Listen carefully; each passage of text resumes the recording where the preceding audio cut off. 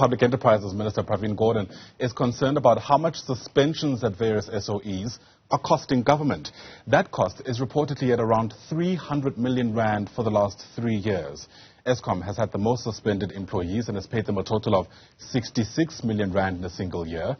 There are now calls for changes in labor laws to try and mitigate this. Let's unpack this for you. Bring in Khaya Sithole, who is a chartered accountant by qualification, but speaking to us as an independent analyst via our telephone line this morning.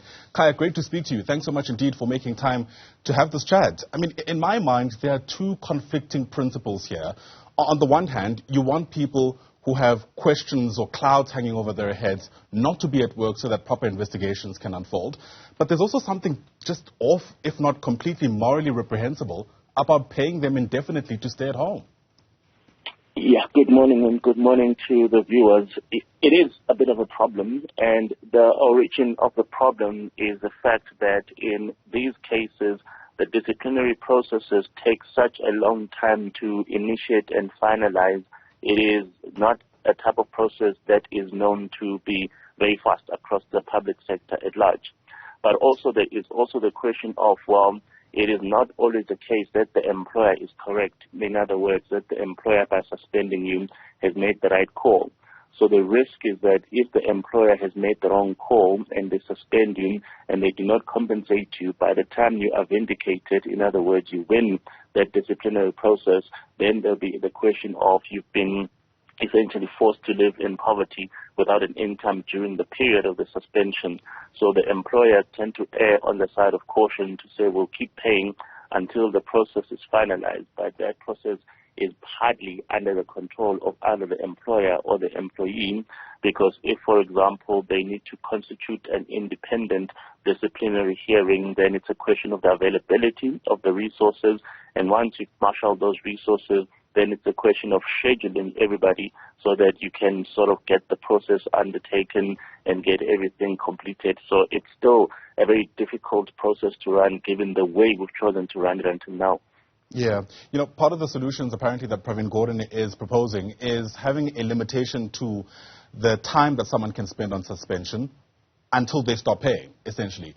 Would something like that, do you reckon, work? I mean, especially given some of the, challenges that you've outlined around why suspensions or investigations take so long to begin with. No, I think the starting point is to try and step in all these processes where individuals are suspended for more than a year or for more than 2 years. What is really the cause of the lethargy? So if it turns out that the reason these processes take forever is because the employer is the one that's at fault and they're not able to sort of put a case together cogently, then it's not going to get us very far to simply say that we will punish the employee by saying that, well, it's been 6 months of suspension, we still haven't finished the process, so therefore we're going to stop paying him.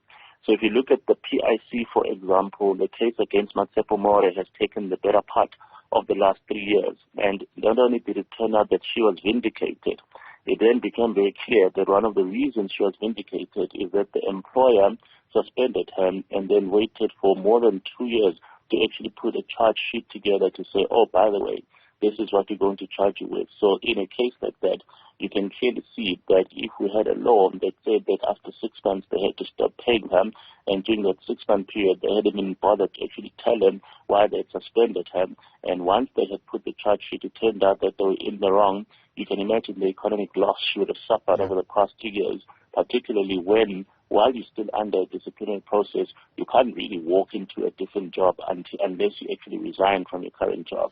So it really puts a person like her in a quandary where she would have been completely disadvantaged over the past 3 years on the basis that the employer, according to the CCMA, quite simply did not know what they were doing in the first place. Yeah, okay, that makes sense. The other concern, of course, is that suspensions can be used as weapons. They can be weaponized against employees for all kinds of work-related dynamics. At the same time, these suspensions could also be used deliberately to allow employees who are guilty of something to essentially get away with it in the name of investigations that are ongoing. And there are perhaps multiple examples we can pick up in our past. How does that muddy the waters? Because at the heart of the question perhaps I'm wondering is, why are people suspended to begin with? And is there reasonable expectation that those investigations, at least some of them, should be wrapped up before a 2-3 year period is lapsed? Well, I mean, 2 or 3 years is completely unacceptable, whatever the reasons for a person being suspended. But you are right that historically these particular processes have been manipulated and used in order to sideline people who were seen as stumbling blocks within organizations. And in some cases, they've been correctly used in order to remove people whose conduct was clearly causing particular strife and conflict within organizations. We do know the case of Dr. Sam Bugela, for example, at Public Works, that fall out with Patricia DeLo in that she was of the view that he was an enabler of elements of corruption, and yet throughout that period, they just couldn't find anything that could stick. If you look at what used to happen at Eskom, for example, from what we had at the state capture hearing, is that whoever was seen as a stumbling block would then simply have a charge sheet served on them. And the same case with South African Airways, where according to the State Capture Commission, Dudu Nyeni and Yaki Gwinana, for example, weaponized the idea of disciplinary processes as a way of sidelining and removing people that were seen as stumbling blocks. So given the fact that we've got a mixed track record, it is difficult to sort of know where we ought to anchor it. But of course, at the end of the day, it should be a matter of what is the principle that we're trying to establish. And the principle is that if there is a legitimate reason why a person should not be allowed to come back to work tomorrow on the basis of what we suspect they are conducting, whether it's corrupt and nefarious activities, then there should be a mechanism for us to do that. For me, the problem is that for as long as you follow the current labor law regime and you follow the current way in which we conducted disciplinary processes, you're not going to solve the time conundrum. Perhaps the easiest thing to do would be to say, in relation to the civil service, let us actually have a dedicated structure sitting within the Public Service and Administration or the Public Service Commission that would say, to every state-owned enterprise that initiates a suspension against a particular individual, this is where you must actually escalate it first so that we become the primary vetting mechanism and we can say to you, look, on the basis of what we see, this suspension is valid or this suspension is not valid.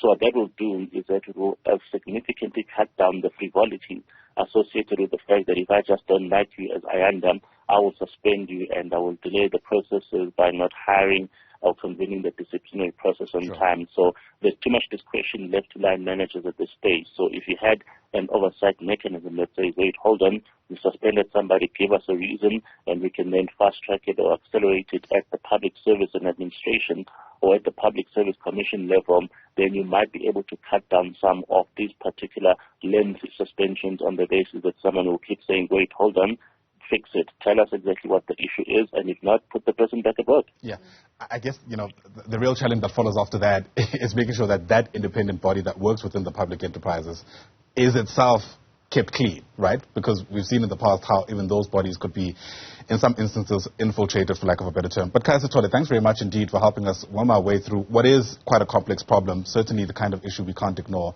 Khaya Sithole is an independent analyst, also a chartered accountant by profession. Thanks very much indeed.